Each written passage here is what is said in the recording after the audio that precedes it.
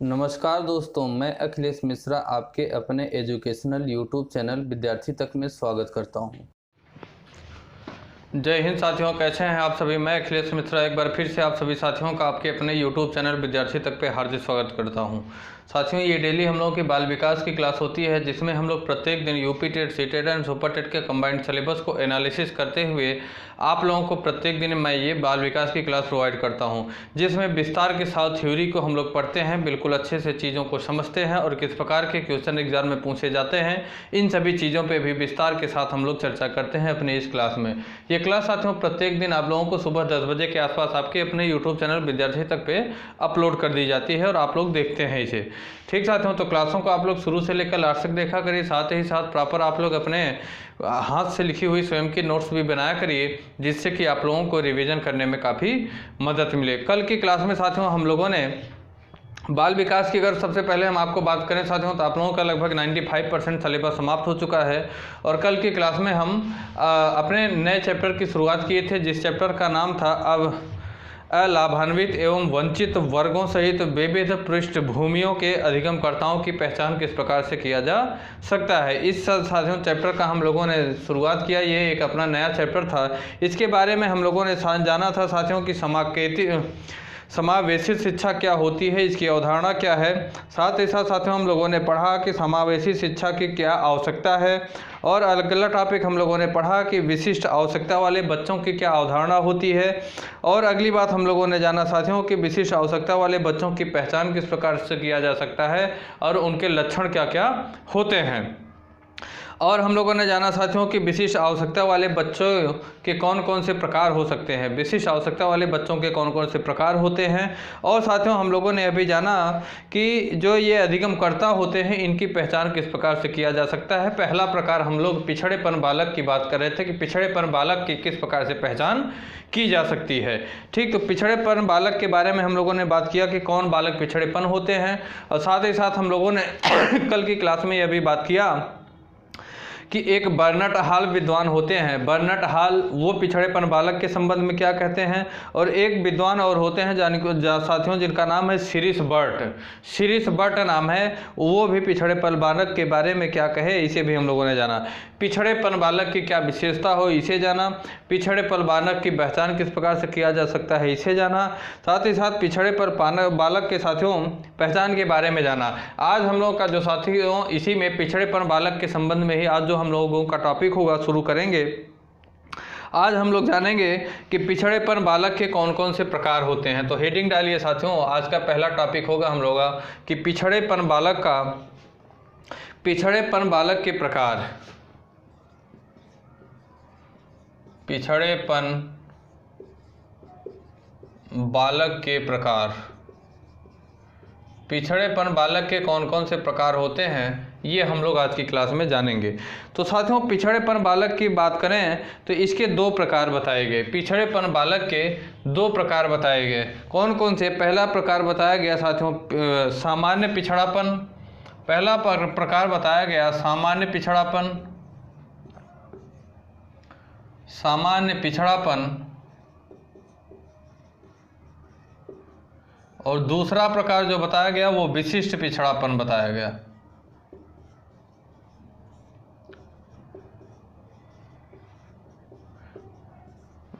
पिछड़ेपन बालक के साथियों दो प्रकार बताए गए। पहला प्रकार बताया गया सामान्य पिछड़ापन और दूसरा बताया गया विशिष्ट पिछड़ापन। सामान्य पिछड़ापन क्या होता है साथियों, सामान्य पिछड़ापन की अगर हम बात करें, सामान्य पिछड़ापन की अगर हम बात करें तो जो बालक पाठ्यक्रम के प्रत्येक विषय में सामान्य बालकों से पिछड़े होते हैं वो सामान्य पिछड़ेपन बालक कहलाते हैं। जो बालक साथियों पाठ्यक्रम के प्रत्येक विषय में सामान्य बालकों से पिछड़े होते हैं, जो बालक पाठ्यक्रम के प्रत्येक विषय में सामान्य बालकों से पिछड़े होते हैं उन्हीं को सामान्य पिछड़ेपन की श्रेणी में रखा जाता है। और विशिष्ट पिछड़ेपन की बात करें साथियों तो जब कोई छात्र पाठ्यक्रम के किसी विशेष विषय में पिछड़ा हुआ होता है जब कोई छात्र पाठ्यक्रम के किसी विशेष टॉपिक में, विशेष विषय में क्या होता है, पिछड़ा होता है, तो साथियों उसे विशिष्ट पिछड़ापन कहते हैं। साथियों विभिन्न वैज्ञानिकों ने पिछड़े बालकों को विभिन्न आधार पर परिभाषित करने का भी प्रयास किया। इसमें साथियों कई मनोवैज्ञानिकों ने, तमाम साइकोलॉजिस्ट ने साथियों तमाम साइकोलॉजिस्ट ऐसे हैं जो कि पिछड़े बालकों को विभिन्न आधारों पे क्या करते हैं, परिभाषित करते हैं। तो कौन साथियों आधारित पर कौन कौन से वो आधार हैं। पहला साथियों आधार बताया गया कि बुद्धिलब्धि के आधार पर साथियों पिछड़ेपन बालक को परिभाषित किया जा सकता है। किसे? बुद्धिलब्धि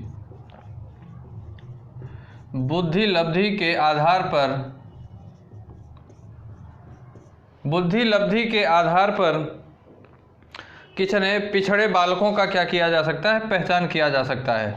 दूसरा इन्होंने पहचान का तरीका बताया साथियों, आधार बताया कि शैक्षिक उपलब्धि के आधार पर, कि बालक की शैक्षिक उपलब्धि क्या है। शैक्षिक उपलब्धि के आधार पर, शैक्षिक उपलब्धि के आधार पर। और तीसरा साथियों जो पहचान करने का तरीका इन्होंने बताया, ये बताया शैक्षिक लब्धि के आधार पर। शैक्षिक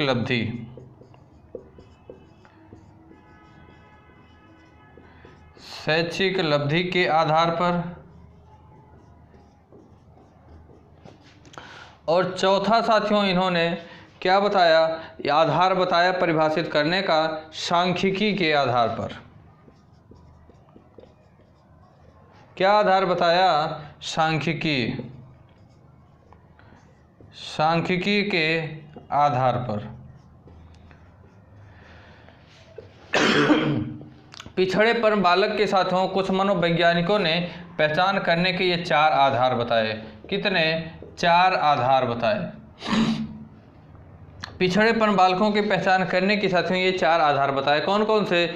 बुद्धिलब्धि के आधार पर पिछड़ेपन बालक की पहचान किया जा सकता है, शैक्षणिक उपलब्धि के आधार पर पिछड़ेपन बालक की पहचान किया जा सकता है, शैक्षिक लब्धि के आधार पर पिछड़ेपन बालक की पहचान किया जा सकता है, साथ ही साथ सांख्यिकी के आधार पर भी साथियों पिछड़ेपन बालक की क्या किया जा सकता है, पहचान किया जा सकता है। ठीक साथियों, अब अगर हम बात करें साथियों हम कि बुद्धिलब्धि के आधार पर पिछड़ेपन बालक की किस प्रकार से पहचान किया जा सकता है, इस पे हम बात करेंगे। तो साथियों बुद्धिलब्धि के आधार पर अगर हम बात करें किस प्रकार से किया जा सकता है, तो विभिन्न साथियों परीक्षणों के आधार पर विभिन्न मनोवैज्ञानिकों ने बुद्धिलब्धि का वर्गीकरण सर्वाधिक मान्य किया है। बुद्धिलब्धि का साथियों कुछ वैज्ञानिकों ने क्या किया है, वर्गीकरण किया है। क्या किया है? कुछ इन्होंने कहा साथियों, इसका वर्गीकरण करते हुए इन्होंने बताया। पहला साथियों इन्होंने एक तरफ बुद्धिलब्धि को बताया, वो वैज्ञानिकों ने इस संबंध की मैं बात कर रहा हूँ, बुद्धिलब्धि के आधार पर कैसे बालकों का विभाजन किया जा सकता है। तो इन्होंने कुछ साथियों सारणी के माध्यम से बताया। सबसे पहले हम लिखेंगे बुद्धिलब्धि के आधार पर बुद्धिलब्धि क्या होनी चाहिए, अर्थात IQ पावर।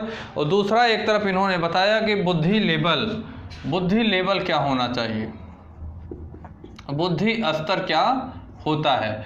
तो साथियों इन्होंने सबसे पहले बताया विभाजन के तौर पे कि जिनका IQ पावर 0 से 25 होता है, जिनका IQ पावर 0 से 25 होता है उन्हें मूर्ख की श्रेणी में रखा जाता है। किस श्रेणी में? उन्हें महामूर्ख की श्रेणी में रखा जाता है। वो बालक क्या होते हैं, महामूर्ख होते हैं। और दूसरा साथियों इन्होंने विभाजन किया, जिन बालकों का IQ पावर 25 से 50 होता है, 25 से 50 होता है, वह साथियों किस प्रकार किस श्रेणी में रखा जाता है, उन्हें मूर्ख बुद्धि कहा जाता है। मूर्ख बुद्धि की श्रेणी में रखा जाता है, मूर्ख बुद्धि। और साथियों जिनका IQ पावर 50 से 70 होता है उन्हें अल्प बुद्धि का कहा जाता है। 50 से 70 उन्हें अल्प बुद्धि कहा जाता है। अल्प बुद्धि की श्रेणी में रखा जाता है। अब जो बालकों की साथियों IQ पावर 70 से 80 होती है, 70 से 80 उन्हें क्षीण बुद्धि कहा जाता है। 70 से 80 जिनकी बुद्धि होती है साथियों, उन्हें किस में क्षीण बुद्धि कहा जाता है, क्षीण बुद्धि की श्रेणी में रखा जाता है। और पांचवा और अंतिम साथियों बताया गया, जिन बालकों का आईक्यू पावर 80 से 90 होता है उन्हें मंद बुद्धि कहा जाता है। 80 से 90 जिनका आईक्यू पावर होता है उन्हें मंद बुद्धि की श्रेणी में रखा जाता है। कौन सी? मंद बुद्धि की श्रेणी में रखा जाता है। साथियों ये कुछ वैज्ञानिकों ने किसे आईक्यू पावर को या पिछड़ेपन बालकों की पहचान करने के लिए एक टेबल दिया। क्या दिया? एक टेबल दिया कि जिन बालकों का साथियों बुद्धिलब्धि 0 से 25 होता है, बुद्धिलब्धि निकालने का आप लोगों को मैं फार्मूला बताया था, बुद्धिलब्धि निकालने का आप लोगों को फार्मूला मैं बताया था साथियों, क्या होता है EA अपान, फार्मूला मैं बताया था, फार्मूला बताया था आपको EA अपान CA इंटू 100, EA अपान CA इंटू 100 से साथियों आप क्या करेंगे, ये बुद्धिलब्धि का फार्मूला आप निकाल लेंगे। क्या करेंगे? बुद्धिलब्धि का आप फार्मूला निकाल सकते हैं। ठीक साथियों, ये फार्मूला मैंने आप लोगों को बताया था।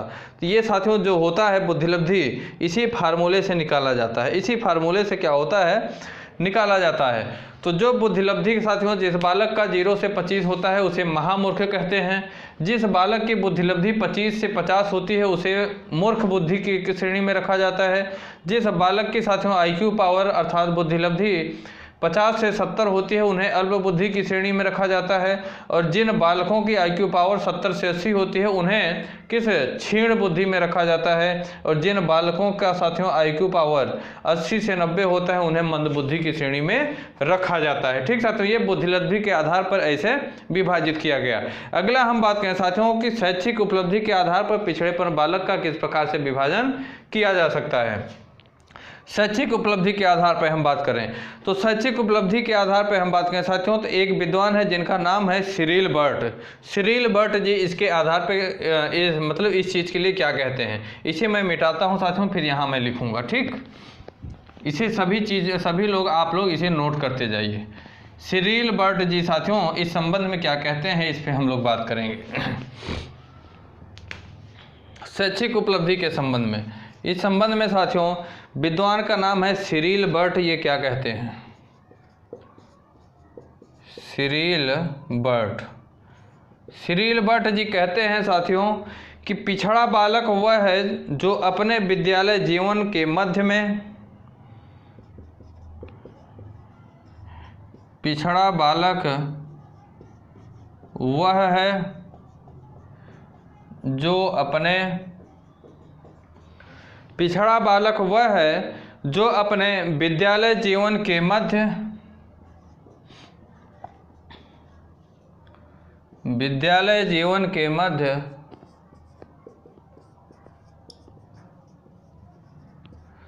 जो अपने विद्यालय जीवन के मध्य में अपनी कक्षा से नीचे की कक्षा के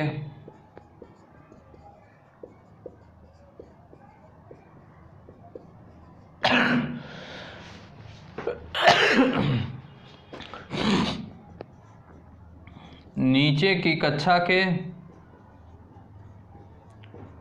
अपनी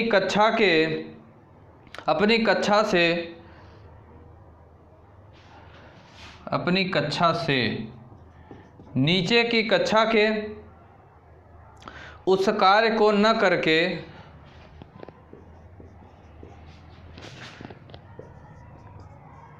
उस कार्य को न करके जो उसकी आयु के लिए सामान्य कार्य हो,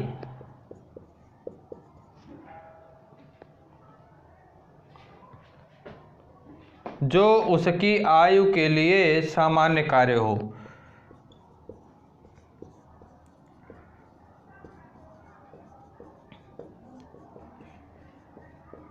सामान्य कार्य हो, जो उसकी आयु के लिए सामान्य कार्य हो। क्या कहा गया साथियों, सिरिल बर्ट जी शैक्षिक उपलब्धि के आधार पर किस प्रकार से बालक पिछड़ा होता है इस संबंध में ये कहते हैं कि पिछड़ा बालक वह होता है जो अपने विद्यालय जीवन के मध्य में, मतलब अपने विद्यालय जीवन के मध्य में जब वह होता है और अपनी कक्षा से नीचे की कक्षा के उस कार्य को नहीं कर पाता है। अपनी कक्षा से, जैसे बालक जो है 5 में है तो कक्षा 4 के कार्य को न कर पाए तो उसकी आयु के लिए क्या होता है, सामान्य कार्य होता है। तो उसकी आयु के लिए, जो उसकी आयु के लिए, अर्थात अगर आप 5 में हैं तो कक्षा 4 की चीज़ें आपको करना चाहिए, क्योंकि आपके लिए यह सामान्य कार्य माना जाएगा। तो आप उस सामान्य कार्य को नहीं कर पा रहे हैं तो इस वजह से आप क्या हैं, पिछड़े बालक की श्रेणी में रखे जाएंगे। ठीक, ये बात कौन कहते हैं, सिरिल बर्ट जी। फिर से समझिए, इसे आप नोट करिएगा, क्योंकि एग्जामिनर आपसे पूछ सकता है कि सिरिल बर्ट जी पिछड़े बालक के संबंध में निम्न में से कौन सा कथन दिए, या तो हाँ ये चीज़ इस तरीके से क्वेश्चन आपसे पूछेगा तो आपको बताना पड़ेगा कि पिछड़ा बालक वह है, सिरिल बर्ट जी कहते हैं कि पिछड़ा बालक वह है जो अपने विद्यालय जीवन के मध्य में अपनी कक्षा से नीचे की कक्षा के उस कार्य को न करके जो उसकी आयु के लिए सामान्य हो, तो उस कार्य को न कर पाता हो, तो इस श्रेणी में साथियों, तो इस प्रकार के बालक को पिछड़ेपन की बालक में श्रेणी में रखा जाता है। अगली बात हम करेंगे साथियों कि शैक्षिक लब्धि के आधार पर बालक किस प्रकार से पिछड़ा होता है। शैक्षिक लब्धि के आधार पर, ठीक, अभी हम लोग उपलब्धि बात कर रहे थे, अब हम लोग शैक्षिक लब्धि के आधार पर, शैक्षिक लब्धि, ठीक, ये साथियों हम लोगों का तीसरा पॉइंट होगा। इसे आप लोग नोट कर लीजिएगा।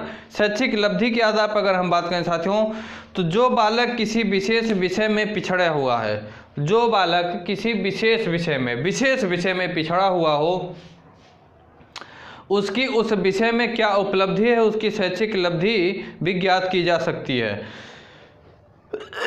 फार्मूला से साथियों उसकी जो शैक्षिक लब्धि है उसे ज्ञात किया जा सकता है, और वो देखा जा सकता है कि किसी विशेष विषय में पिछड़े हुए बालक जो इसकी उसके विषय में क्या हो साथियों, क्या उपलब्धि है, यह ज्ञात किया जा सकता है।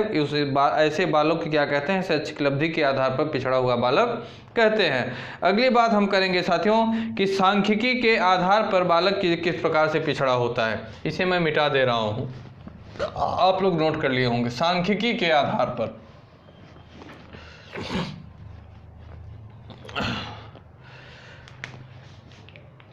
चौथी बात हम देखेंगे सांख्यिकी के आधार पर।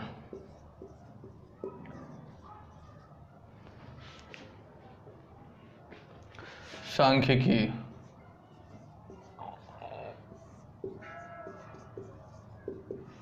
सांख्यिकी के आधार पर बालक किस प्रकार से पिछड़ा होता है। सांख्यिकी के आधार पर, तो सांख्यिकी के आधार पर अगर हम बात करें साथियों, तो सिरिल बर्ट जी के कुछ कहे हैं। सिरिल बर्ट जी इस आधार के लिए भी कुछ कहते हैं। सिरिल बर्ट के अनुसार अगर हम बात करें तो सिरिल बर्ट जी कहते हैं साथियों कि विद्यालयी जनसंख्या का नियंत्रण 10% बालक पिछड़े बालक होते हैं। ये कहते हैं कि विद्यालयी जनसंख्या का न्यूनतम 10%, विद्यालयी जनसंख्या का न्यूनतम 10%, विद्यालयी जनसंख्या का न्यूनतम 10% बालक पिछड़े बालक होते हैं। 10% बालक पिछड़े बालक होते हैं।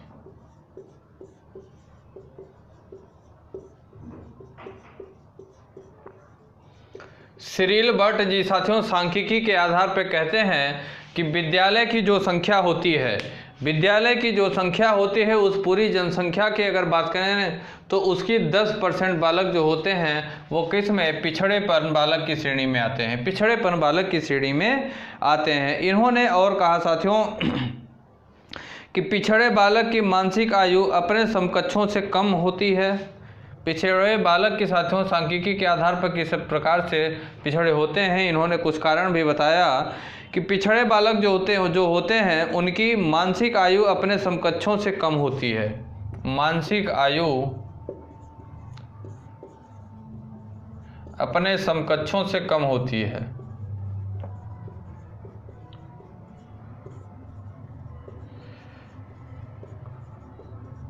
उनकी मानसिक आयु अपने समकक्षों से कम होती है। और दूसरी बात इन्होंने बताया साथियों, सिरिल भट्ट जी ये कहे कि पिछड़े बालक की जो शैक्षिक आयु होती है वह शैक्षिक आयु भी अपने समकक्षों से कम होती है। शैक्षिक आयु भी अपने समकक्षों से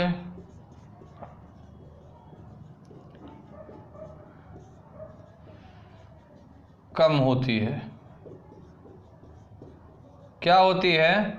कम होती है। और तीसरी बात इन्होंने बताया साथियों कि ऐसे बालक की शैक्षिक उपलब्धि सामान्य औसत से कम होती है। पिछड़ेपन जो बालक होते हैं साथियों, इनकी जो शैक्षिक उपलब्धि होती है, कौन सी शैक्षिक उपलब्धि?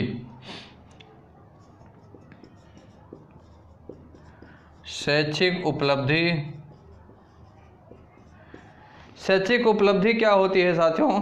सामान्य औसत से कम होती है।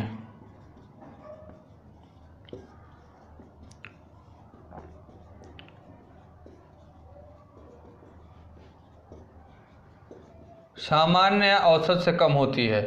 इस प्रकार के जो पिछड़ेपन बालक होते हैं साथियों, इनकी मानसिक आयु क्या होती है? अपने समकक्षों से कम होती है। साथ ही साथ शैक्षिक आयु भी अपने समकक्षों से, इनकी जो शैक्षिक आयु होती है वो इनके समकक्षों से कम होती है। और तीसरी बात इन्होंने बताया कि इनकी शैक्षिक उपलब्धि जो होती है यह सामान्य और औसत से भी कम होती है। सामान्य और औसत से भी क्या होती है? कम होती है। ठीक, ये बात सिरिल भट्ट जी कहते हैं सांख्यिकी के आधार पर बालक किस प्रकार से पिछड़ापन महसूस होता है या पिछड़ा होता है। साथियों, बालकों के पिछड़ेपन का कुछ कारण भी बताया गया। बालकों के पिछड़ेपन के कुछ कारण बताए गए, उसे भी हम जानेंगे। ठीक, लिखेंगे हम लोग, इसे आप लोग नोट कर लीजिएगा। बालक क्यों पिछड़ा होता है उसके कुछ कारण, इसे भी मैं मिटा देता हूँ। ठीक, इसे आप नोट कर लीजिए। आपसे वो पूछ सकता है कि 0 से 25 क्या पूछेगा? आपसे पूछेगा कि 0 से 25 लेवल का जो IQ, 0 से 25 तक का जो IQ पावर होता है, ऐसे मतलब ऐसे IQ पावर वाले बच्चों को किस श्रेणी में रखा जा सकता है? 50 से 70 IQ वाले बच्चों को किस श्रेणी में रखा जा सकता है? तो ये आपको याद करना पड़ेगा। आगे हम लिखेंगे साथियों कि पिछड़ेपन बालकों के पिछड़ेपन के कारण, बालकों के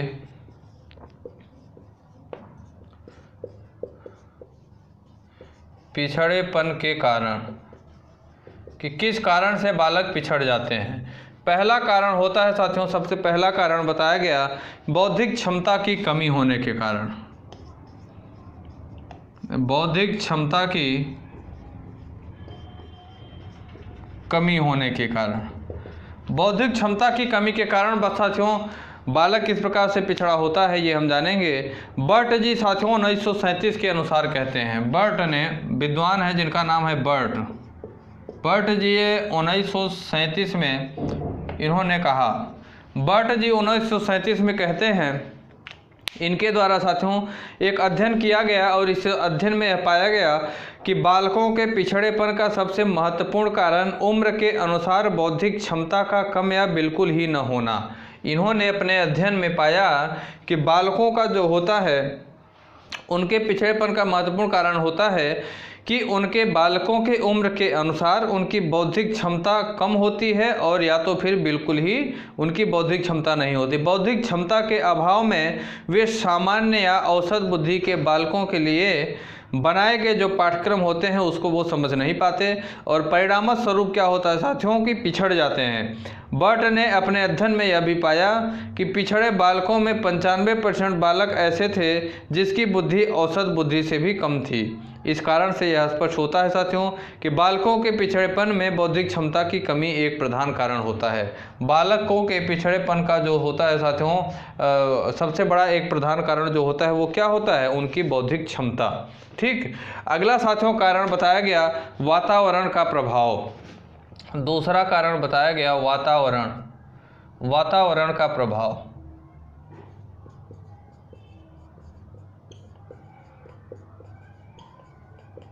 वातावरण का प्रभाव, बालक के पिछड़ेपन पर वातावरण का प्रभाव किस प्रकार से पड़ता है? तो साथियों छात्रों के पिछड़ेपन में वातावरण का भी काफ़ी प्रभाव पड़ता है। बट ने इस पे भी अध्ययन किया, विद्वान बट जी इस चीज़ पे भी अध्ययन किए। क्या अध्ययन किए इन्होंने साथियों? अध्ययन किया तो इनके अध्ययन के अनुसार हम बात करें तो बालक का घरेलू वातावरण तथा स्कूली वातावरण शिक्षा की दृष्टि से उत्साहवर्धक नहीं होता है। बालक का जो घरेलू वातावरण होता है और स्कूली शिक्षा जो होती है साथियों, वो कैसी नहीं होती है? उत्साह से भरी हुई नहीं होती है। इससे बालकों की शैक्षिक आयु जो होती है, एजुकेशनल एज जो होती है साथियों, वो वास्तविक आयु के अनुकूल नहीं बढ़ पाती है और बालक शैक्षिक रूप से पिछड़ जाता है। अक्सर यह देखा गया है साथियों कि गरीब माता पिता बालकों की ज़रूरत के अनुसार कॉपी, कागज़, पेंसिल, कलम, किताब, अन्य जो शिक्षण सामग्री होती है उसे नहीं खरीद पाते। तो इससे रिजल्ट क्या होता है साथियों कि उनकी शैक्षिक अभिरुचि जो होती है अर्थात एजुकेशनल इंटरेस्ट जो होता है वो धीरे धीरे बालकों से घटने लगता है। जो गरीब माता पिता होते हैं वो अपने बच्चों को जो भी शिक्षण सामग्री होती है, कॉपी किताब पेन पेंसिल या अन्य जो साथियों का शिक्षण सामग्री होती है समय पे नहीं दे पाते, जिसके कारण बालकों की जो शैक्षिक रुचि होती है क्या होती है? धीरे धीरे कम होने लगती है। और अगर बात करें तो साथियों इस तरीके से वे कक्षा में पिछड़ने लगते हैं। इतना ही नहीं साथियों, कभी कभी ऐसे परिवार के बालकों को कम उम्र में रोजी रोटी कमाने के लिए निकल जाना पड़ता है, जिससे भी इनकी शैक्षिक उपलब्धि प्रभावित होती है। कभी कभी क्या होता है कि जब ज़्यादा गरीब के माता पिता बच्चे होते हैं तो उनकी जो शिक्षण सामग्री होती है वो पूर्ति नहीं हो पाती, पढ़ाई सुचारू रूप से नहीं चल पाती है, जिसके कारण साथियों उन्हें क्या होता है कम उम्र में ही धन अर्जित करने के लिए, कमाने के लिए, जीवन यापन करने के लिए बाहर निकल जाना पड़ता है, जिसके कारण वो क्या होते हैं वो उनकी शिक्षा अधूरी रह जाती है, शिक्षा पूरी नहीं हो पाती है।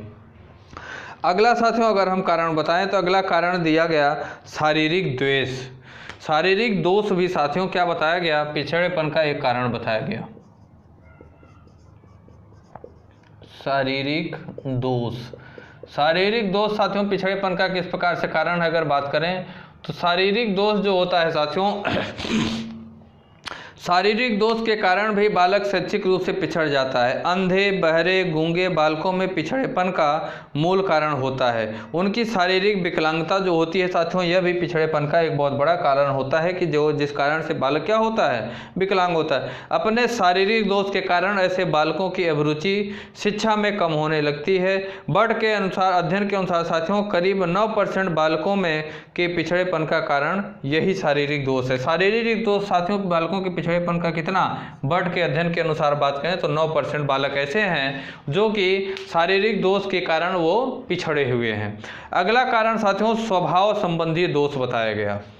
स्वभाव संबंधी दोष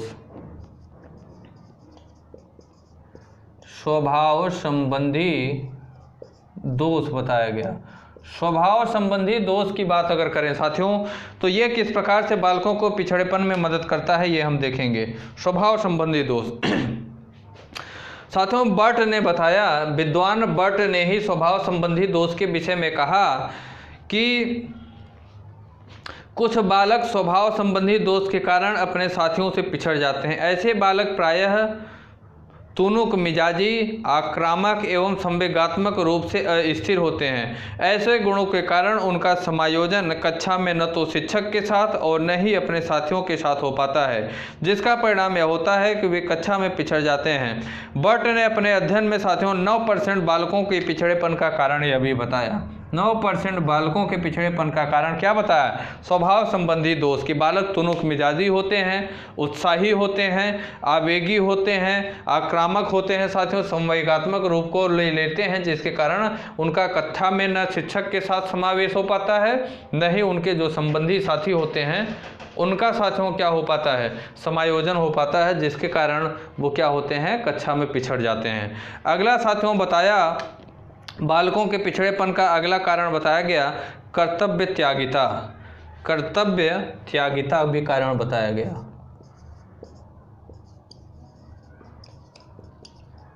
कर्तव्य त्यागिता कारण बताया गया। ठीक साथियों, कर्तव्य त्यागिता को किस प्रकार से पिछड़ेपन के कारण बताया गया साथियों, इसे हम जानेंगे। कुछ बालक ऐसे होते हैं जो कक्षा में ठीक ढंग से शिक्षण के व्याख्याता पर ध्यान नहीं देते हैं। कुछ बालक ऐसे होते हैं जो शिक्षक विद्यालय में पढ़ाने लगता है तो वो बातचीत करेंगे या वो इधर उधर की कामें करेंगे। जो शिक्षक लेक्चर दे रहा है, चीज़ों को पढ़ा रहा है, समझा रहा है, ध्यान से उस चीज़ों को जब वो नहीं समझेंगे तो यह भी क्या होता है, पिछड़ेपन का बालक हो। और मौका मिलते ही क्या होते हैं साथियों, कक्षा से वो भाग भी जाते हैं। जैसे उन्हें मौका मिलता है विद्यालयों में तो वो क्या करते हैं, वो क्लास से बाहर भाग जाते हैं। ठीक, या तो यहाँ तक भी होता है कि बच्चा जो होता है वह स्कूल तो आता है लेकिन जब उसका क्लास चल रहा होता है तो अपने क्लास में नहीं बैठता, फील्ड में अपने अदर साथियों के साथ, अन्य साथियों के साथ बैठकर गपास्टिंग वगैरह करने लगता है। ठीक साथियों, कक्षा में वो नहीं जाता। और अगर हम बात करें साथियों तो जब कक्षा में वे नियमित रूप से बैठते ही नहीं हैं तो उन्हें पाठ्यक्रम ठीक ढंग से नहीं पता होगा और ना ही समझ में आएगा। और साथियों इससे उनकी शैक्षिक अभिरुचि उत्तरोत्तर घटती जाती है, जिससे कक्षा में वे पिछड़े चले जाते हैं। बर्ट के अध्ययन के अनुसार साथियों 10% बालक ऐसे हैं जो अपने कर्तव्य निष्ठता के कारण साथियों वो क्या होते हैं, स्कूल की कक्षा में अनुपस्थिति होने के कारण वो पिछड़ जाते हैं। 10%, बर्ट के अध्ययन के अनुसार 10% बालक कर्तव्य निष्ठता के कारण पिछड़ जाते हैं, 9% बालक स्वभाव संबंधी दोष के कारण और 9% बालक ही शारीरिक दोष के कारण क्या होते हैं, वो पिछड़ जाते हैं। शारीरिक दोष के कारण ही वो क्या होते हैं, पिछड़ जाते हैं। ठीक साथियों, अब अगली हम बात करेंगे साथियों कि पिछड़े बालकों की समस्या क्या होती है। पिछड़े बालकों की समस्या क्या होती है, इस पे हम बात करेंगे। तो पिछड़े बालकों की समस्या की बात करें साथियों तो उनकी कुछ समस्याएं बताएं। पिछड़े बालकों की सबसे बड़ी समस्या बताई गई साथियों कि कक्षा में समायोजन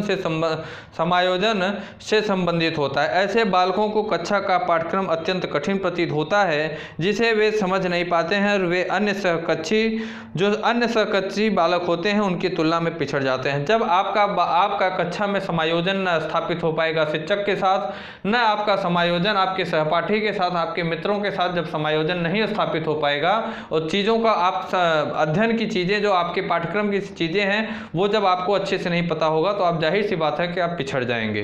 क्या हो जाएंगे, आप पिछड़ जाएंगे। ये भी साथियों पिछड़े पर बालक की एक समस्या होती है। अगली समस्या बताई गई साथियों कि ऐसे बालकों की मनोवृत्ति स्कूल व शिक्षकों के प्रति नकारात्मक होती है क्योंकि उनका स्कूल में मित्रों द्वारा प्रायः उपहास बनाया जाता है। मित्रों द्वारा या स्कूल में साथियों जो पिछड़ेपन बालक होते हैं उनका क्या होता है, उपहास लिया जाता है, जिसके कारण वो बालक क्या होते हैं, पिछड़ जाते हैं और उनकी जो मनोवृत्ति होती है वो क्या हो जाती है, स्कूल के प्रति साथ ही साथ शिक्षकों के प्रति साथियों क्या होती है, नकारात्मक प्रवृत्ति की हो जाती है। अगली समस्या बताई गई साथियों कि पिछड़े बालक जो होते हैं वो पढ़ने लिखने एवं सीखने की अभिप्रेरणा बहुत ही कम होती है। कारण क्या होता है कि इनकी घरेलू एवं व्यक्तिगत अनुभूतियां इतनी तीखी एवं कुंठापूर्ण होती हैं कि ऐसे अभिप्रेरणों को वह क्या होते हैं, समाप्त कर देते हैं। पिछड़े बालक जो होते हैं वो निरंतर असफल होते हैं तथा इनका आत्मविश्वास, मनोबल एवं आत्मनिर्भरता जैसा कोई गुण विकसित ही नहीं हो पाता। ये भी एक समस्या है। अंतिम समस्या बताई गई कि पिछड़े बालक जो होते हैं वो छोटी छोटी बातों को लेकर चिंतित रहते हैं, परेशान रहते हैं, तनावग्रस्त रहते हैं। कारण यह होता है कि अनुभव करने लगते हैं कि उनकी शैक्षिक उपलब्धि क्या होती है, काफ़ी पीछे हो जाती है। ये सभी पिछड़ेपन बालकों की क्या होती हैं, ये सभी समस्याएं होती हैं। आगे साथियों बताया गया कि पिछड़े बालक की शिक्षा किस प्रकार से होती है। पिछड़े बालक को किस प्रकार से शिक्षा दिया जाए जिससे कि वो एक लेवल में आ जाए, इसे भी हम लोग जानेंगे। जो पिछड़ेपन के बालक होते हैं उनकी शिक्षा किस प्रकार से दिया जाए। पिछड़े बालकों की शिक्षा,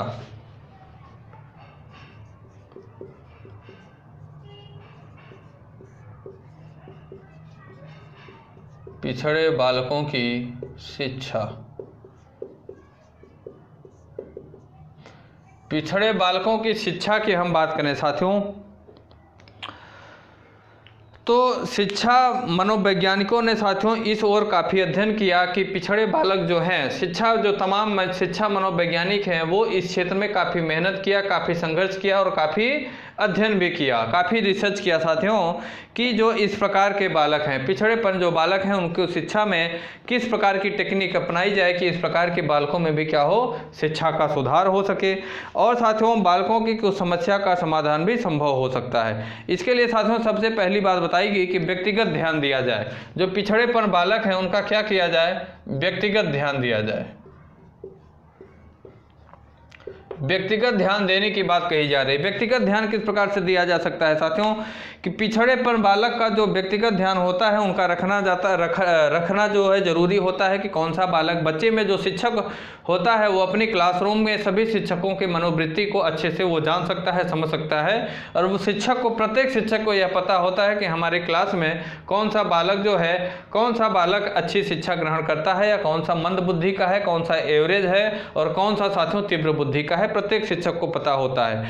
मनोवैज्ञानिकों का मत है साथियों कि प्रत्येक पिछड़े बालक का जब व्यक्तिगत रूप से ध्यान रखेंगे तभी उसके पिछड़ेपन का सही कारण हम जान पाएंगे और सही कारण जानने के बाद ही उसका सही निदान हम कर सकेंगे। कहा गया साथियों कि जो शिक्षक होता है अपने कक्षा में, जब शिक्षक जो बालक होता है मंदबुद्धि का, जब उसका व्यक्तिगत रूप से हम ध्यान देंगे तभी हम उसके बारे में जान पाएंगे, तभी हम साथियों उसके पिछड़ेपन का सही कारण जान पाएंगे कि वो कारण क्या है कि ये बालक पिछड़ा हुआ है। अपने मतलब क्लास में वो सही ढंग से चीज़ों को समझता नहीं है या क्लास को सही तरीके से वो अटेंड नहीं करता या जो उसे होमवर्क वगैरह दिया जाता है, लर्न करने की चीज़ें दी जाती हैं, वो सही से उसे पूरा नहीं कर पाता।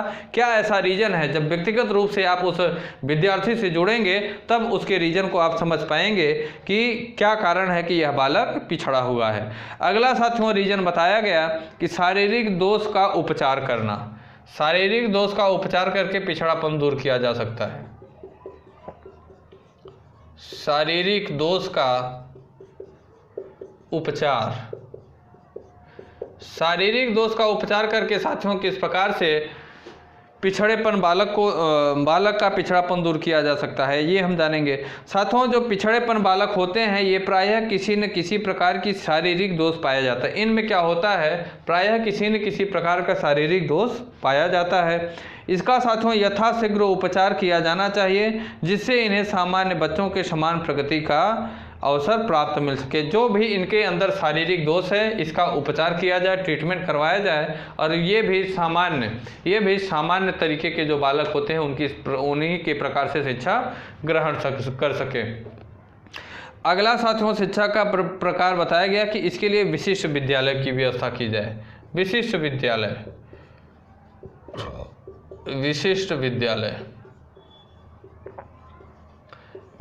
विद्यालय की साथियों किस प्रकार से बात कही गई कि पिछड़े बालकों के लिए विशेष विद्यालय की व्यवस्था करने से इनके पिछड़ेपन का निदान संभव हो जाता है। इस विद्यालय में सभी बच्चे इन्हीं के जैसे होंगे जिस कारण इन्हें हीनता व सुरक्षा की कमी की भावना नहीं होगी। साथ ही इनकी कमियों के अनुरूप शिक्षा की व्यवस्था होगी तो ये स्वाभाविक उन्नति कर पाएंगे। कहा गया कि जब साथियों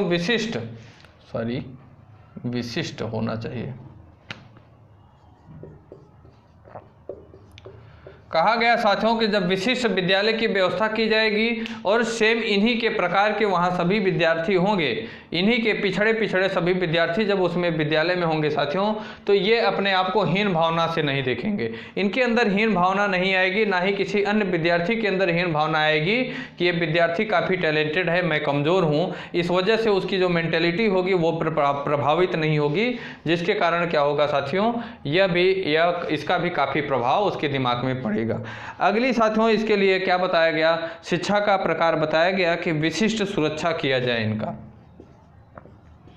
विशिष्ट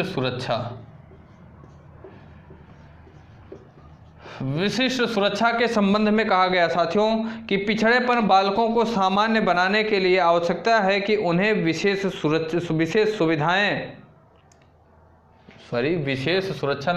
सुविधा, मिस्टेक हो रहा है आज, इन्हें विशेष सुविधाएं जो है क्या हो, मुहैया कराई जाएं। ऐसे पिछड़ेपन बालकों को विशेष सुविधा मुहैया कराई जानी चाहिए। साथियों जब पिछड़ेपन बालक को सामान्य बनाने की आवश्यकता होती है तो उन्हें विशेष सुविधा उपलब्ध कराई जाती है। जैसे उनके लिए उपयुक्त आवास की व्यवस्था किया जाए, संतुलित भोजन की भी उनके लिए व्यवस्था किया जाए, निःशुल्क शिक्षा व पोशाक आदि का साथियों प्रबंध सरकार और समाज के द्वारा किया जाना चाहिए। सरकार और समाज के द्वारा क्या हो साथियों, पोषण की व्यवस्था किया जाए, जो पिछड़ेपन बालक हैं उनके लिए पोशाक की व्यवस्था किया जाए निःशुल्क रूप से, और संतुलित भोजन की व्यवस्था किया जाए, और उपयुक्त आवास की भी व्यवस्था किया जाए जहाँ पे उन्हें सारी सुविधाएं अच्छी तरीके से मिल सके। ठीक, और अगला साथियों तरीका बताया गया कि इनके लिए विशिष्ट कक्षाओं का संचालन किया जाए। विशिष्ट कक्षाएं, विशिष्ट कक्षाओं का भी संचालन बालकों को, जो पिछड़ेपन बालक हैं इनके लिए विशिष्ट कक्षाओं का संचालन किया जाए। सामान्य विद्यालय में भी इनके लिए विशेष कक्षाएं का आयोजन किया जाना चाहिए जहां योग्य शिक्षक इनकी क्या हो, देखभाल करें। ऐसे साथियों विद्यालय का संचालन करें जहां सिर्फ इनके लिए, सामान्य विद्यालय जो हैं वहाँ भी इनके लिए अलग से संचालित, अलग से विद्यालय का संचालन कराया जाए, और ऐसे विद्यालयों को ऐसे साथियों जो अध्यापक हों, ऐसे अध्यापक की वहाँ नियुक्ति किया जाए जो कि प्रशिक्षण प्राप्त हों और इनके लिए किस प्रकार से अच्छा कार्य कर सकते हैं, जिसके कि इनके भी बुद्धि का विकास हो सके, ऐसा कार्य करना चाहिए। अगली बात बताई गई साथियों, आवश्यकतानुरूप विशिष्ट पाठ्यक्रम।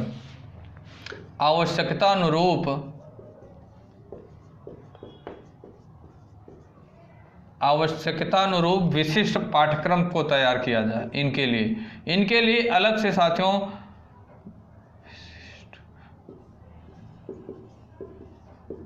इनके लिए अलग से एक विशेष प्रकार का पाठ्यक्रम दिया जाए जिसे ये साथ लेकर चल सकें, जिसे अच्छे से ये पढ़ सकें और इनके लिए यह बोझ न समझ में आए। जैसी इनकी आवश्यकता हो उसी लेवल का इनके लिए अलग से पाठ्यक्रम का निर्धारण किया जाना चाहिए।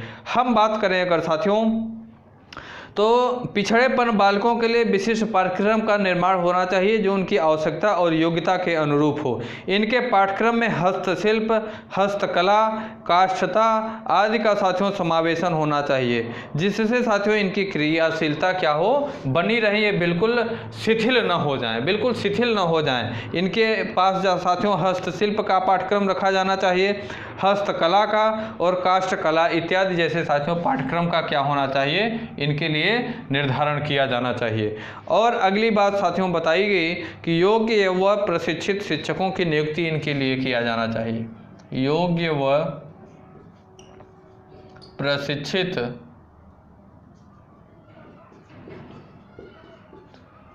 शिक्षकों की नियुक्ति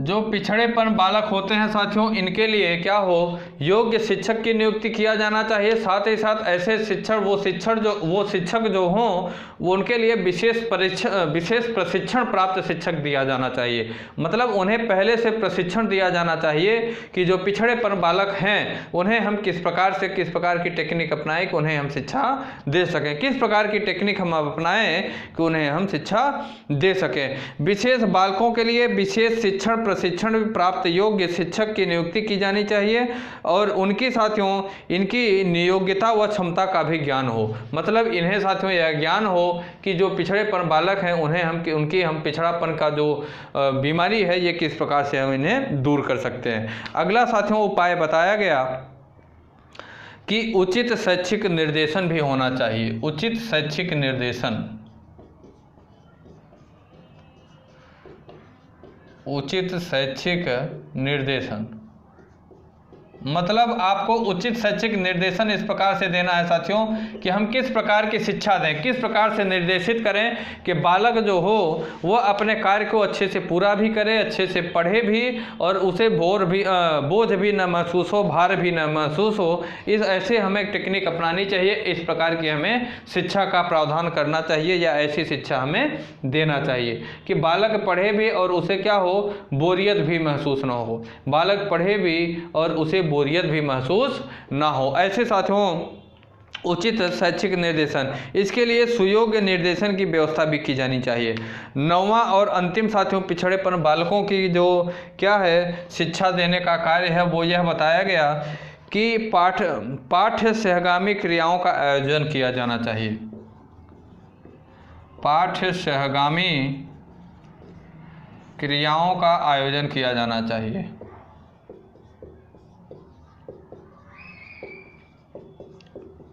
पाठ्य सहगामी क्रियाओं का आयोजन किया जाना चाहिए। पाठ्य सहगामी क्रियाओं के आयोजन की अगर हम बात करें साथियों, तो पिछड़े बालकों के लिए विद्यालय के पाठ्यक्रम में पाठ्य सहगामी क्रियाओं का भी आयोजन किया जाना चाहिए। जैसे खेल कूद की बात आयोजन किया जाना चाहिए, नेतृत्व प्रदर्शन की बात किया जाना चाहिए, नृत्य का आयोजन किया जाना चाहिए, संगीत प्रतियोगिता का आयोजन किया जाना चाहिए। साथियों, इस प्रकार के जो पाठ्य सहगामी क्रियाएं हैं, इनका भी, जो पिछड़ेपन बालक हैं, इनका भी आयोजन किया जाना चाहिए। ये सभी आप लोग नोट करिए साथियों। आपसे एग्जामिनर पूछेगा कि निम्न में से पिछड़ेपन बालकों की शिक्षा के लिए कौन सा उचित कार्य है, कौन सा कार्य करना चाहिए, पिछड़ेपन बालकों के लिए किस हिसाब से शिक्षा दिया जाना चाहिए निम्न में से। तो ये सभी 9 प्रकार बताए गए कि पिछड़ेपन बालकों की शिक्षा को सुदृढ़ बनाने के लिए ये 9 तरीके बताए गए। कितने? 9 तरीके बताए गए। ठीक साथियों, अब साथियों इसे आप लोग अच्छे से नोट करिए, अपनी कॉपी में अच्छे से विधिवत नोट करिएगा साथियों। इसे विधिवत अच्छे तरीके से क्या करिएगा, आप लोग इसे नोट करिएगा और आप लोगों को क्या होगी, काफ़ी मदद मिलेगी। आप लोगों को इससे काफ़ी मदद मिलेगी। ठीक साथियों, अगली हम अगर बात करें साथियों, तो हम आगे बात करेंगे कि मानसिक मंदित बालक किस प्रकार के होते हैं। अभी तक हम लोगों ने पिछड़े बालक की बात की, अब हम लोग बात करेंगे कि मानसिक मंदित बालक किस प्रकार के होते हैं। इसे आप लोग नोट करिए, 1 मिनट का टाइम दीजिए हमें, इसे आप लोग नोट करिए।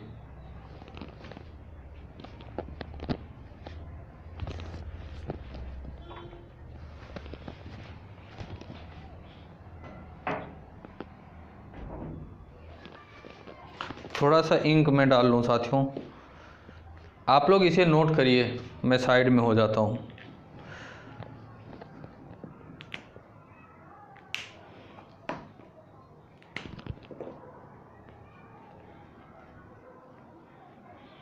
ये सभी चीज़ें साथियों आप लोगों के लिए इतना इम्पॉर्टेंट है कि आपको कहीं विशेष तरीके से पढ़ने की आवश्यकता नहीं है।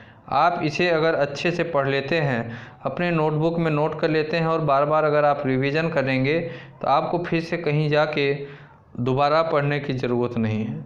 ये मैं आपको गारंटी के साथ कह रहा हूँ। आपके कंटेंट में किसी भी प्रकार की कोई कोताही और जल्दबाजी नहीं बरती जा रही है। ज़बरदस्त तरीके से थ्योरी की क्लास चलाई जा रही है कि आप किसी भी चीज़ की तैयारी करें, चाहे यूपी टेट की तैयारी करें, सीटेट, अगर आप इन क्लासों को अच्छे से शुरू से लेकर लास्ट तक देख लेते हैं तो मैं गारंटी और दावे के साथ कह सकता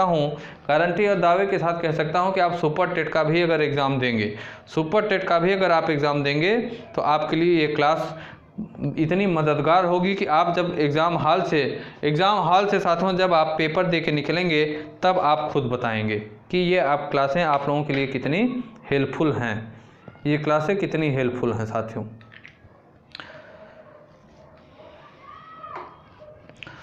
इसे मैं मिटा रहा हूँ। अब हम लोग आगे बात करेंगे कि मानसिक मंदित बालक किस प्रकार के होते हैं। मानसिक मंदित बालक,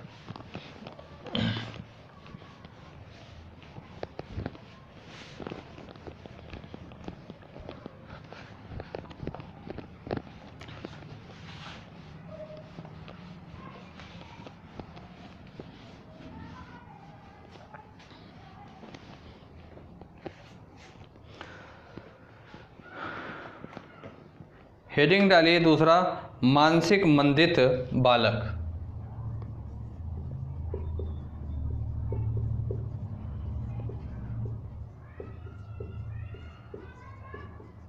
मानसिक मंदित बालक कैसे होते हैं। मानसिक मंदित बालक की बात करें साथियों तो सामान्य अर्थ में मंदबुद्धि बालक ऐसे बालक को कहा जाता है कि जो बौद्धिक दृष्टि से कमज़ोर होते हैं। सामान्य अर्थ में जो बौद्धिक दृष्टि से कमज़ोर होते हैं साथियों, उनसे हम मानसिक मंदबुद्धि के बालक की श्रेणी में रखते हैं। इनकी साथियों मानसिक क्षमता क्या होती है, औसत से भी कम होती है। जो इस प्रकार के बालक होते हैं इनकी मानसिक क्षमता औसत अर्थात एवरेज से भी कम होती है। लेकिन साथियों मनोविज्ञान की भाषा में मंदबुद्धि बालक से अभिप्राय यह न सिर्फ यह होता है साथियों कि निम्न मानसिक स्तर वाले बालक होते हैं, बल्कि इनकी निम्न समायोजनशीलता से भी होता है। जो जिन बालकों की निम्न समायोजनशीलता होती है उन्हें भी इसी के अंतर्गत, मंद बुद्धि के अंतर्गत ही रखा जाता है तथा वे अपने वातावरण में क्या होते हैं साथियों, समायोजन करने में भी कठिनता का अनुभव करते हैं। ऐसे बालकों का स्वयं अपना जीवन निर्वाह करने में अक्षम होता है। इन्हें नित्य कर्म के लिए भी दूसरों की सहायता लेनी पड़ती है। टरमैन के अनुसार साथियों, टरमैन ने, एक विद्वान है जिनका नाम है टरमैन। टरमैन जी क्या कहते हैं? विद्वान है जिनका नाम टरमैन है। टरमैन जी साथियों इस संबंध में क्या कहते हैं? ये कहते हैं कि बुद्धिलब्धि से कम, बुद्धिलब्धि कितना होती है साथियों? इनकी बुद्धिलब्धि 90 से कम होती है। जो मंद बुद्धि बालक होते हैं इनकी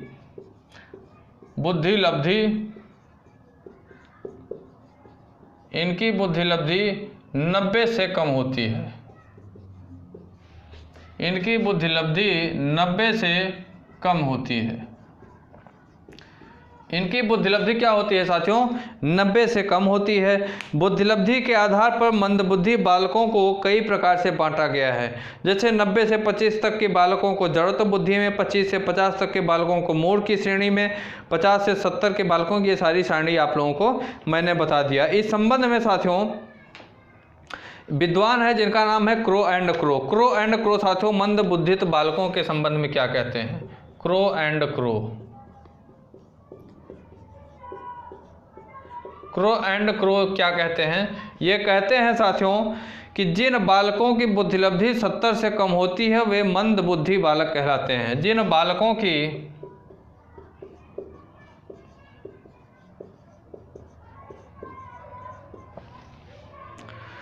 बालकों की बुद्धिलब्धि 70 से कम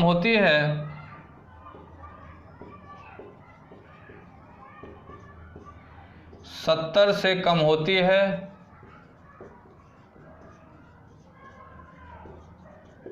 उन्हें साथियों, उन्हें किस श्रेणी में? उन्हें मंद बुद्धि बालक कहलाते हैं। वे मंद बुद्धि बालक कहलाते हैं।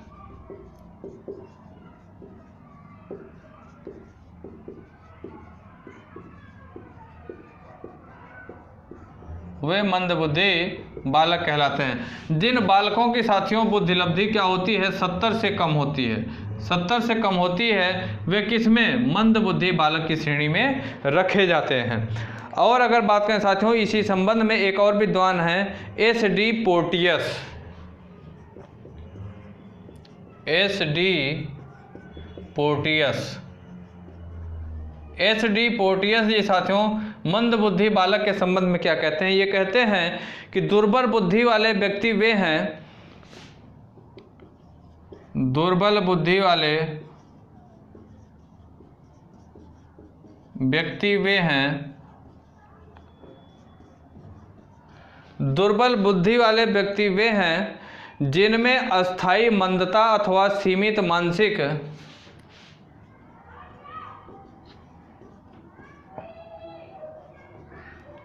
अस्थायी मंदता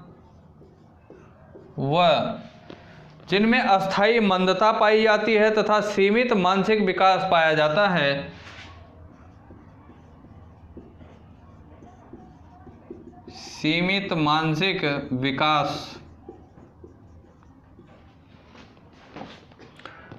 विकास पाया जाता है। जिसमें सीमित मानसिक विकास क्या होता है? पाया जाता है। यह सीमित जो है साथियों मानसिक विकास बचपन से ही होता है। यह सीमित मानसिक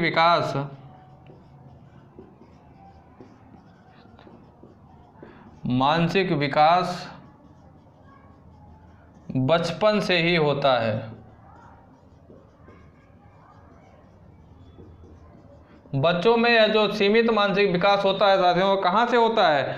बचपन से ही होता है। ऐसे व्यक्ति अपना काम स्वयं कर पाने में असमर्थ होते हैं। ऐसे व्यक्ति अपना कार्य स्वयं कर पाने में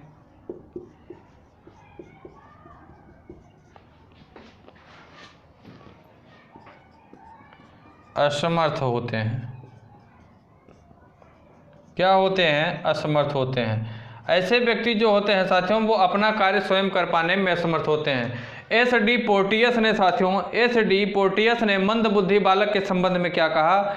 इन्होंने कहा साथियों कि दुर्बल बुद्धि वाले व्यक्ति वे होते हैं जिनमें अस्थायी मंदन व सीमित मानसिक विकास साथियों पाया जाता है, वही क्या होते हैं? मंदबुद्धि बालक कहलाते हैं। सीमित मानसिक विकास यह जो बच्चों में पाया जाता है, यह कहाँ से? यह बचपन से ही पाया जाता है। बचपन से ही साथियों मानसिक विकास जो होता है वो सीमित होता है। ऐसे व्यक्ति अपना कार्य, जो सीमित विकास वाले होते हैं, सीमित मानसिक विकास वाले बच्चे जो होते हैं, ये अपना कार्य स्वयं नहीं कर पाते हैं। क्या होते हैं? स्वयं कर पाने में क्या होते हैं? असमर्थ होते हैं। ठीक साथियों, ये साथियों इन विद्वानों का साथियों मानसिक मंदित बालकों के संबंध में मत रहा। इसे साथियों आप लोगों से एग्जामिनर आपसे जब पूछेगा तो पूछेगा, क्या पूछेगा कि मानसिक मंदित बालक की बुद्धिलब्धि कितनी होती है? तो मानसिक मंदबुद्धि बालक की बुद्धिलब्धि साथियों 90 से कम होती है। आपसे पूछेगा 90 से कम, 80 से कम, 70 से कम या 95 से अधिक, ये सारी चीज़ें वो आप लोगों से पूछेगा। अब आगे हम बात करेंगे साथियों मंदबुद्धि बालकों की कौन कौन सी विशेषता होती है। मंदबुद्धि बालक की विशेषता का क्या क्या होती है, इसके हम लोग चर्चा करेंगे। मंदबुद्धि बालकों की विशेषताएं थोड़ा फास्ट करेंगे हम लोग। मंदबुद्धि बालकों की विशेषताएं। मंदबुद्धि बालकों की विशेषताएं हम चर्चा करेंगे। इनकी विशेषता क्या होती है साथियों? सबसे पहली इनकी विशेषता यह होती है, मंदबुद्धि बालकों की पहचान उनकी विशेषता के आधार पर किया जाता है। मनोवैज्ञानिकों के अनुसार साथियों मंदबुद्धि बालकों को कुछ बताया गया। ऐसे बालक जो होते हैं साथियों वो काफ़ी धीमी गति से सीखते हैं। ऐसे बालक काफ़ी धीमी गति से सीखते हैं। धीमी गति से क्या करते हैं? सीखते हैं। ऐसे बालक काफ़ी धीमी गति से सीखने का काम करते हैं। अगली विशेषता इनकी बताई गई साथियों कि मंदबुद्धि बालक सीखी गई बात को नई परिस्थिति में कठिनता से प्रयोग करते हैं। मंदबुद्धि बालक, ऐसे बालक जो होते हैं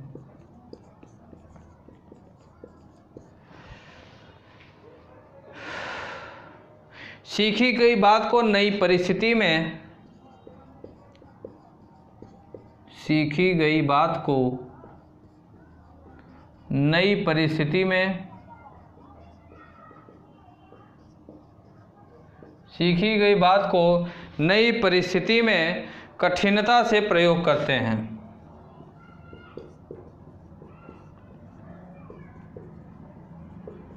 प्रयोग करते हैं। क्या करते हैं? कठिनता से प्रयोग करते हैं। अगली साथियों इनकी विशेषता बताई गई कि इनकी स्मरण शक्ति क्या होती है? क्षीण होती है। इनकी स्मरण शक्ति क्या होती है? क्षीण होती है। इनकी स्मरण शक्ति भी क्षीण होती है। चौथी विशेषता बताई गई साथियों कि इन्हें साथियों सिर्फ स्वयं की चिंता होती है, किसी अन्य की नहीं। इन्हें सिर्फ स्वयं की चिंता होती है,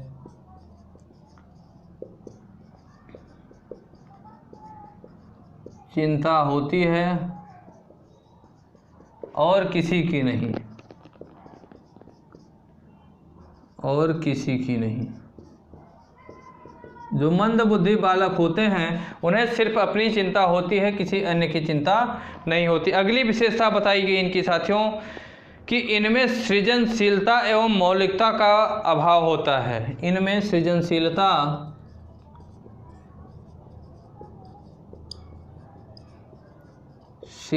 और मौलिकता का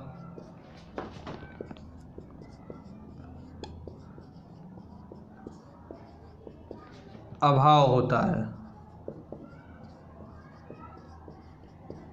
इनमें सृजनशीलता और मौलिकता का अभाव होता है जो मंदबुद्धि के बालक होते हैं। अगली विशेषता इस संबंध में बताई गई साथियों कि इनकी रुचियां भी सीमित होती हैं। इनकी रुचियां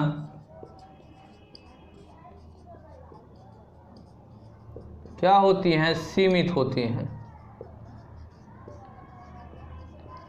इनकी रुचियां भी क्या होती हैं? सीमित होती हैं। और विशेषता साथियों, इसे मैं मिटा दे रहा हूँ, आप लोग लिख लियो। सभी विद्वानों के मतों को आप लोग अच्छे से नोटिस किया करिए, अच्छे से लिखा करिए। इनकी साथियों इसे भी मैं मिटाता हूँ, थोड़ा सा जगह मिल जाएगी। मंद बुद्धि बालक की हम लोग क्या पढ़ रहे हैं? विशेषता पढ़ रहे हैं। ये मिट गया है, मैं लिख देता हूँ। मंद बुद्धि बालक की विशेषता। 7वीं विशेषता साथियों क्या बताई गई इस विषय में कि मंद बुद्धि बालकों में आत्मविश्वास की कमी पाई जाती है। ऐसे बालकों में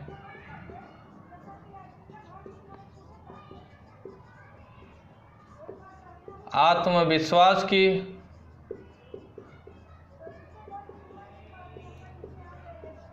कमी पाई जाती है।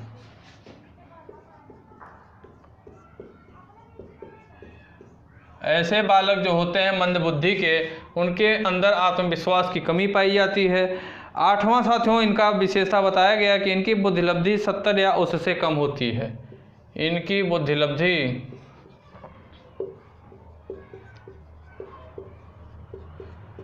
70 या इससे भी कम होती है,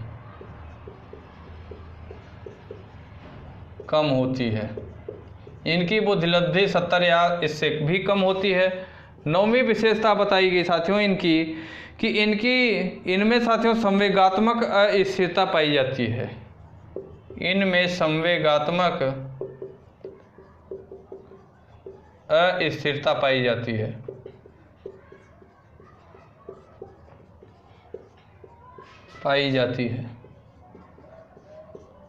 इनमें संवेगात्मक अस्थिरता पाई जाती है। 10वीं विशेषता इनकी बताई गई कि मानसिक दुर्बल व्यक्ति अपनी स्वयं की सहायता नहीं कर पाते हैं, ये दूसरों पर निर्भर होते हैं। मानसिक दुर्बल व्यक्ति ऐसे व्यक्ति अपनी स्वयं की सहायता नहीं कर पाते हैं। ऐसे व्यक्ति अपनी स्वयं की सहायता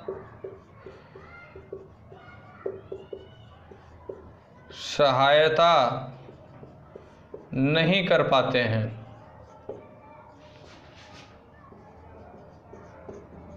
ऐसे लोग दूसरे पे निर्भर होते हैं।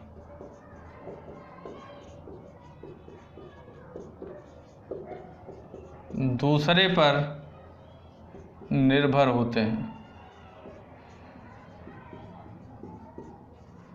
ऐसे लोग साथियों क्या होते हैं? दूसरे पे निर्भर होते हैं। अगली विशेषता इनकी बताई गई साथियों कि इनमें असफलता के कारण निराशा की अधिकता होती है। इनमें असफलता के कारण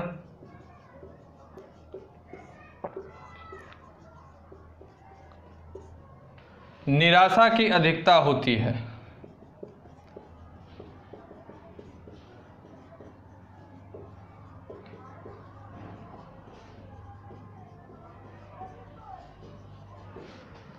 बारहवीं साथियों विशेषता बताई गई कि ये साथियों विभिन्न प्रकार के समायोजन में कठिनाई अनुभव करते हैं। ये विभिन्न प्रकार के समायोजन में कठिनाई महसूस करते हैं।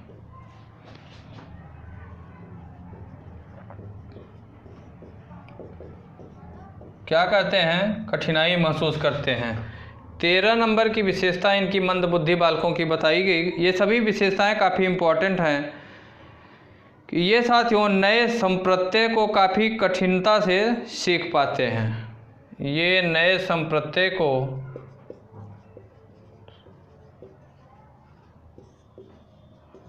काफ़ी कठिनता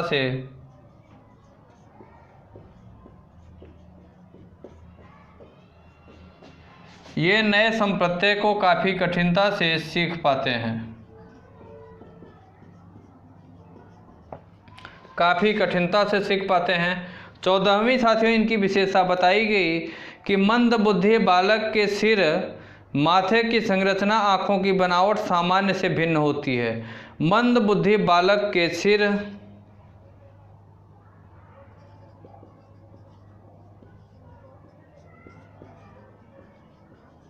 बालक के सिर, माथे की संरचना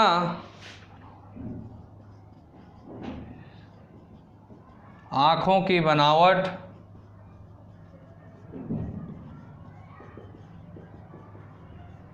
आँखों की जो बनावट होती है साथियों वो सामान्य से भिन्न होती है, सामान्य से भिन्न होती है। सामान्य से क्या होती है इसे मैं मिटा दे रहा हूँ साथियों। यहाँ एक विशेषता और है, मैं लिख दे रहा हूँ, एक विशेषता और है जिसे मैं लिख रहा हूँ। वो विशेषता बताई गई साथियों कि इनका व्यक्तित्व अविकसित एवं अनुपयुक्त होता है। इनका व्यक्तित्व अविकसित एवं अनुपयुक्त होता है, एवं अनुपयुक्त होता है।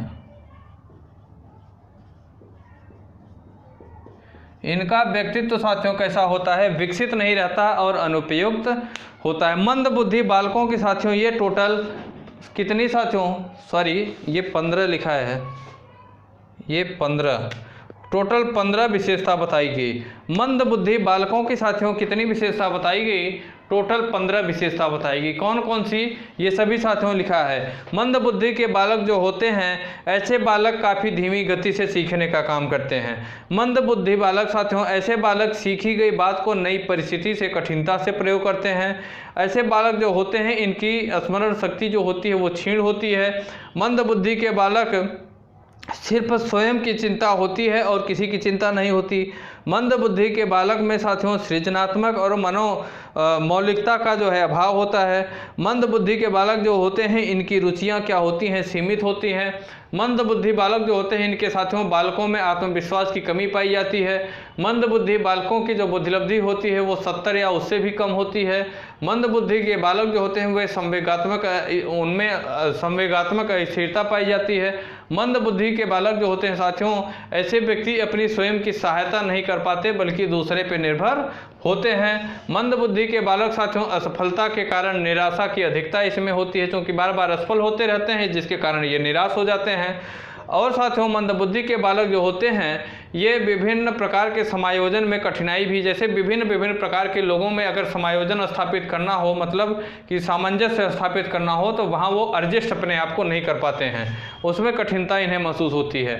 अगली साथियों विशेषता बताई गई कि जो मंद बुद्धि के बालक होते हैं इनमें संप्रत्यय की जो है काफ़ी क्या पाई जाती है, कठिनता से ये सीख पाते हैं, संप्रत्यय को काफ़ी कठिनता से सीखते हैं। मंद बुद्धि के बालक जो होते हैं साथियों इनके सिर जो होते हैं, माथे की संरचना और आँखों की बनावट सामान्य बालकों से क्या होती है, भिन्न होती है।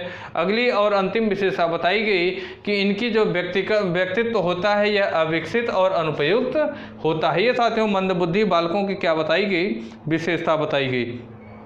अगली हम साथियों मंद बुद्धि बालकों के विषय में मानसिक मंदित बालकों के कौन कौन से प्रकार होते हैं इसे हम लोग पढ़ेंगे, जानेंगे और अच्छे से समझेंगे।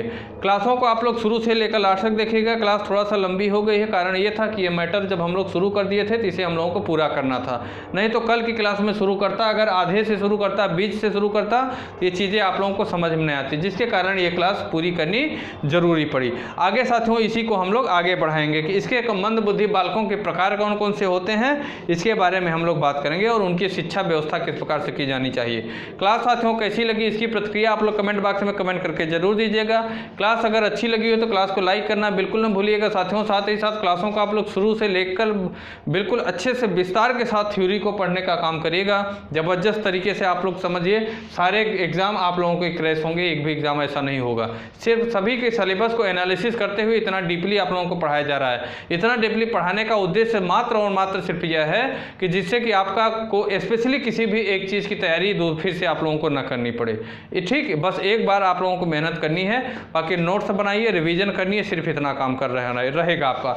नोट्स बनाइए, रिवीजन करिए। अगर आप लोगों का कोई डाउट है तो आप अपने डाउट को विद्यार्थी तक यूट्यूब चैनल का एक टेलीग्राम चैनल बना हुआ है, विद्यार्थी तक टेलीग्राम से साथियों आप लोग जुड़िए, वहाँ आप अपने डाउट को हमसे शेयर करिए। मैं किसी अन्य वीडियो के माध्यम से आपके डाउट को भी दूर करने की पूरी कोशिश करूँगा। क्लास साथियों ज़्यादा से ज़्यादा शेयर भी किया करिए आप लोग, चाहे आपकी जो भी सोशल मीडिया पैट है, फेसबुक है, व्हाट्सअप है, इंस्टाग्राम है, टेलीग्राम है, जो भी आप सोशल मीडिया यूज़ करते हैं, उपयोग करते हैं, आप लोग उन सभी जगह क्लासों का लिंक शेयर किया करिए, जिससे कि अन्य विद्यार्थियों तक ये क्लासें पहुँचें जिन्हें ऐसे क्लासों की सख्त से सख्त क्या है आवश्यकता है, सख्त से सख्त आवश्यकता है, वो भी विद्यार्थी तक यूट्यूब चैनल के परिवार का हिस्सा बने। अगर आप वीडियो देख रहे हैं, आप हमारे यूट्यूब चैनल विद्यार्थी तक पे नए हैं, तो आप भी हमारे विद्यार्थी तक यूट्यूब चैनल को सब्सक्राइब करें, साथ ही साथ बेल आइकन को दबाना ना भूलें, जिससे कि आने वाली क्लासों की नोटिफिकेशन या अन्य जो एजुकेशनल रिलेटेड इन्फॉर्मेशन है वो आप तक आसानी से पहुँच सके। ठीक साथियों, फिर क्लास को ओवर करते हैं। जय हिंद, जय भारत। दोस्तों, अगर आप हमारे YouTube चैनल विद्यार्थी तक पे नए हैं तो लाइक करें, सब्सक्राइब करें और बेल आइकन को दबाना ना भूलें। धन्यवाद।